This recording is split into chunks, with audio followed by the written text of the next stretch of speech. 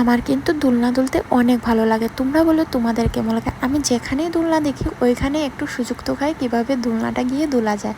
আর এখানে প্রায় প্রতিটা ছোট ছোট খোপের মধ্যে একটা করে দোলনা লাগানো ছিল।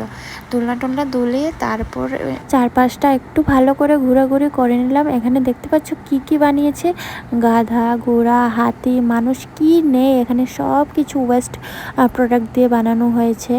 আর আমি বলেছিলাম না বলবো, এই জায়গাটার নাম হচ্ছে রক গার্ডেন। আর আমি যেখানে থাকি এখান থেকে এখানে যেতে প্রায় সময় লেগে যায়, প্রায় আধা ঘন্টার মতো লেগে যায়। আর 20-25 কিলোমিটার হবে। র্যাপিডো বা উবের বুক করে গেলে খুবই তাড়াতাড়ি গিয়ে পৌঁছে যাওয়া যায়।